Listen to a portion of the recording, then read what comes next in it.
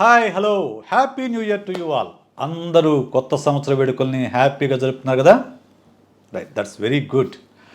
ఈ కొత్త సంవత్సరం సందర్భంగా మీలో ఎంతమంది రెజల్యూషన్స్ తీసుకున్నారు? బరువు తగ్గాలని, రోజు ఎక్సర్సైజ్ చేయాలని, రోజు పుస్తకాలు చదవాలని, ఇకపైన టీవీ చూడకూడదని, స్మార్ట్ ఫోన్లో రోజు గంట మాత్రమే స్పెండ్ చేయాలని, ఇంతకంటే ఎక్కువ స్పెండ్ చేయకూడదని మీలో ఎంతమంది రెజల్యూషన్ తీసుకున్నారో కొంచెం చెప్పండి. నాకు తెలిసి దాదాపు అందరూ అని చెప్పను కానీ 60-70% ఇలాంటి రెజల్యూషన్స్ తీసుకుని ఉంటారు. కానీ అందులో చాలామంది 1 మంత్ తర్వాత రెజల్యూషన్ వదిలేస్తారు. దానికి కారణాలు ఏమిటి? రెజల్యూషన్స్ ఎందుకు తీసుకుంటారు? ఎందుకు డ్రాప్ అవుతారు? దీనికి కారణాల గురించి ఈరోజు మనం ఈ వీడియోలో మాట్లాడుకుందాం. వెల్కమ్ టు మై ఛానల్ సైటాక్స్. నేను మీ సైకాలజిస్ట్ విశేష్. సరే, 31st నైట్ మీరు ఎలా సెలబ్రేట్ చేసుకున్నారు? చాలామంది మంచి పార్టీ సెలబ్రేట్ చేసుకుంటారు. కొంతమంది మిడ్ నైట్ రోజు బైక్స్ మీద ఎక్కి ఒక డిఫికల్ట్ విన్యాసాలు చేస్తూ ఉంటారు. రిస్కీ బిహేవియర్ చూస్తూ ఉంటాము. ఇంకొంతమంది ఫ్రెండ్స్తో కలిసి ఇంట్లోనో లేకుంటే క్లబ్లోనో పబ్లోనో రోడ్డు మీదో కలిసి పెద్ద పెద్ద ఎగురుతూ వచ్చే వాళ్ళకి పోయే వాళ్ళకి గ్రీటింగ్స్ చెప్తూ ఉంటారు. ఇందుకు మీరు ఎలా సెలబ్రేట్ చేసుకున్నారు? అసలు ఎందుకు ఇలా సెలబ్రేట్ చేసుకుంటారో మీకు తెలుసా? దీన్ని ఫ్రెష్ స్టార్ట్ ఎఫెక్ట్ అంటారు. ఇది ఒక కాగ్నిటివ్ బయాస్. అంటే కొత్త సంవత్సరం మొదలయ్యేటప్పుడు బ్రెయిన్ లోపల కొత్త న్యూరల్ నెట్వర్క్స్ వస్తాయి. అవి మనకు అంతులేని ఉత్సాహాన్ని అందిస్తాయి గోల్ సెట్టింగ్ వైపుగా. అంటే మన లక్ష్యాల్ని సాధించుకోవడానికి మళ్ళీ మనకు ఒక అవకాశం దొరికింది అనే ఒక ప్రయత్నంతో మనం చాలా ఉత్సాహంగా కొత్త సంవత్సరాన్ని సెలబ్రేట్ చేసుకుంటాం. ఇంకొకటి, చాలా సందర్భాల్లో మనం చూస్తూ ఉంటాము, పేపర్లో మీరు కూడా న్యూస్ చదివే ఉంటారు. న్యూ ఇయర్ పార్టీ సందర్భంగా ఇన్ని 100 కోట్ల మద్యం అమ్మకాలు జరిగాయి, ఇన్ని వేల మంది 31st నైట్ సెలబ్రేట్ చేస్తున్నారని చెప్పేసి న్యూస్ పేపర్లోనూ టీవీల్లోనూ ఒక ప్రత్యేక కార్యక్రమాలుగా ప్రసారం చేస్తూ ఉంటారు. ఎందుకు ఇలా చేస్తారు అంటే ఇంటాక్సికేషన్. ఆల్కహాల్ కానివ్వండి, ఈ మత్తు కలిగించే ఏ పదార్థమైనా కానివ్వండి, దాన్ని తాగినప్పుడు లేకుంటే తిన్నప్పుడు మన లోపల ఉండే ఇన్హిబిషన్స్ అనేవి ఎగిరిపోతాయి. అంటే ఏవైతే మనం చేయకూడదు అనుకుంటామో, దేన్ని చేయడానికైతే మనం భయపడుతూ ఉంటామో, బిడియపడుతూ ఉంటామో, అవన్నీ కూడా ఎగిరిపోయి ఏం చేయాలనుకున్నదో అది చేసేస్తూ ఉంటాం అనమాట. ఆ ధైర్యం కోసము లేకుంటే ఆ ఇన్హిబిషన్స్ని బ్రేక్ చేయడం కోసము అందరూ ఆల్కహాల్ తాగుతారు, తాగి ఊగుతారు, కావాల్సింది వాగుతారు. ఇంకొకటి, మిడ్ నైట్ రోజు ఆ బైక్స్ వేసుకొని, కార్లు వేసుకొని విన్యాసాలు చేసుకుంటూ వాళ్ళు యాక్సిడెంట్కి గురవుతారు, పక్కన నడిచే మనుషుల్ని యాక్సిడెంట్ గురి చేస్తారు. ఆ వార్త కూడా మీరు చదివే ఉంటారు. ఎందుకు ఇలా చేస్తారు అని అంటే risky behaviour, thrill to dare.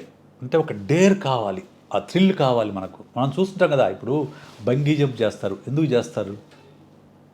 కింద చాలా భయపడుతూ చేస్తాం కదా. లేకుంటే జెయింట్ వీల్ ఎక్కుతాం, భయమే ఉంటుంది కానీ ఎక్కుతాం. అది ఒక థ్రిల్ కావాలి, ఒక డేర్ చేసే థ్రిల్ మనసు కోరుకుంటుంది. అందుకోసమే ఇలాంటి విన్యాసాలు చేస్తారు.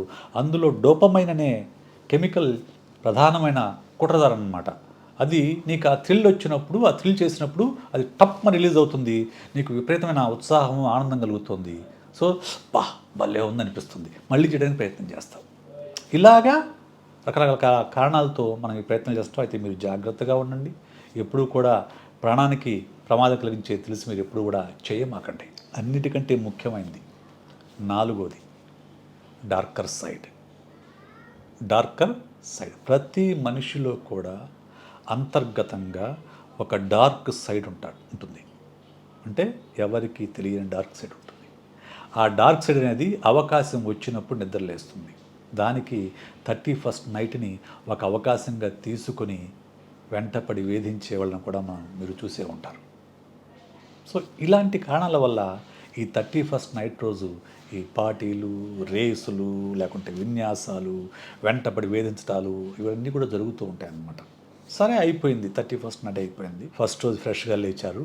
అందరూ కూడా ఈ రోజు నుంచి మనం రోజు ఉదయాన్నే 5 గంటల నిద్ర లేవాలి, రోజు మార్నింగ్ వాక్ వెళ్ళాలి, రోజు ఎక్సర్సైజ్ చేయాలి, రోజు పుస్తకం చదవాలి, రోజు డైట్ జాగ్రత్తగా తీసుకోవాలి, రైట్, మొబైల్ చాలా తక్కువగా యూజ్ చేయాలి. ఇలాంటి రెజల్యూషన్స్ అందరూ కూడా చేసుకుంటారు చాలామంది.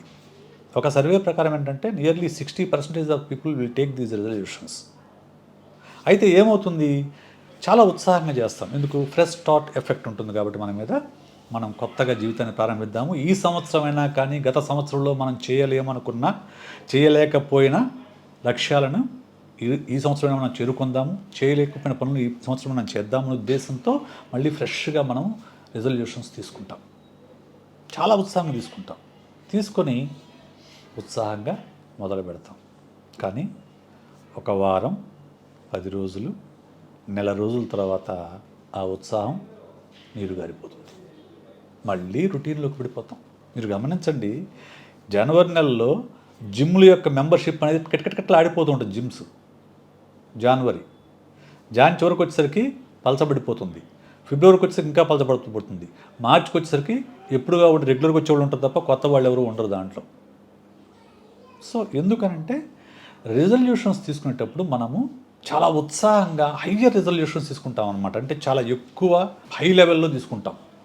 అలా కాదు, రిజల్యూషన్స్ ఎప్పుడూ కూడా ప్రాక్టికల్గా ఉండాలి. Smart resolutions, specific, measurable, achievable, reliable and time bound. ఇలాగా స్మార్ట్ రిజల్యూషన్స్ వల్ల మనం తీసుకుంటే వాటికి మనం కట్టుబడి ఉండే అవకాశాలు ఎక్కువగా ఉంటాయి.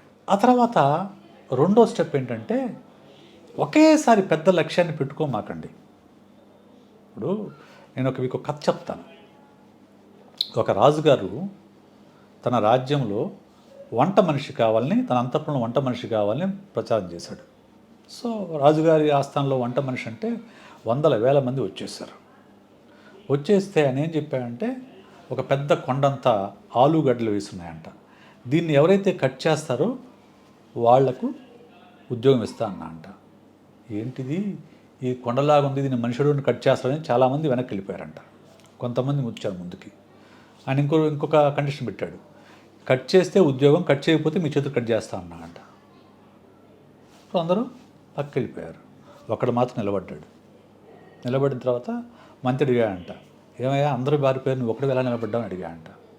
సరే మీరు కట్ చేయమన్నారు, టైం చెప్పలేదు కదా నాకు, ఎవడైనా ఒక్కొక్కటే కట్ చేస్తాను సార్ అని చెప్పాడంట. ఎంత పెద్ద కొండైనా కానీ ఒక్కొక్క రాయి తీసుకుంటూ వెళ్తే కొండైనా తరుగుతుందని చెప్పేసి దశరథ్ మాంఝీ అనే ఒక వ్యక్తి నిరూపించాడు. ఒక్కడే కొండను తొలిచాడు, ఒక్కొక్క రోజు కొంచెం చూసుకుంటూ. అలాగే పెద్ద లక్ష్యాన్ని కాకుండా చిన్న స్మాల్ స్టెప్స్తో కనుక మనం గోల్స్ కనుక పెట్టుకుంటే, రిజల్యూషన్ తీసుకుంటే దాన్ని సాధించడం అనేది చాలా సులువుగా సాధిస్తాం. మూడోది, మీరు ఒక రిజల్యూషన్ తీసుకున్నప్పుడు అది మొబైల్ చూడకూడదనో, లేకుంటే సిగరెట్ మానేద్దామనో, మందు మానేద్దామనో, లేకుంటే ఇంకోటో రిజల్యూషన్ తీసుకున్నప్పుడు వీలైనంత వరకు వాటిని ఫ్రెండ్స్తో చెప్పండి, కుటుంబ సభ్యులతో చెప్పండి. నేను గాడి తప్పినప్పుడు నన్ను వార్న్ చేయమని వాళ్ళకి చెప్పండి. నీ మీద వాళ్ళు మానిటరింగ్గా ఉంటారు. ఎక్కడ నువ్వు పక్కకు వెళ్ళినా కానీ వాళ్ళు మిమ్మల్ని హెచ్చరిస్తూ ఉంటారు. ఇది ఒక పని చేయండి. నాలుగోది, ఎప్పుడూ కూడా లక్ష్యం పైన మాత్రమే దృష్టి ఉండకూడదు.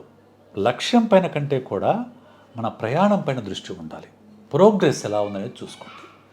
అంటే నేను పూర్తిగా ఇన్ని కేజీల బరువు తగ్గితేనే నేను తగ్గినట్లు అనుకోవద్దు. సపోజ్ నువ్వు 10 kgs తగ్గాలని కోరుకున్నావు, 8 kgs తగ్గావు, అది కూడా ఫెయిల్ అయ్యి ఉంటారు. కాదు, నువ్వు 10 kgs 8 kgs అంటే that is success, big success.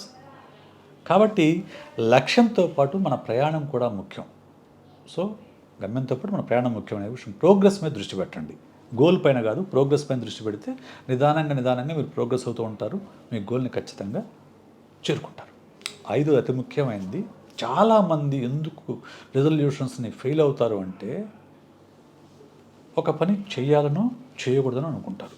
Suppose alcohol తాగకూడదు అని అనుకుంటారు. చాలా నిష్టగా ఒక 2 months పాటు తన జోలి వెళ్లకుండా ఉంటారు.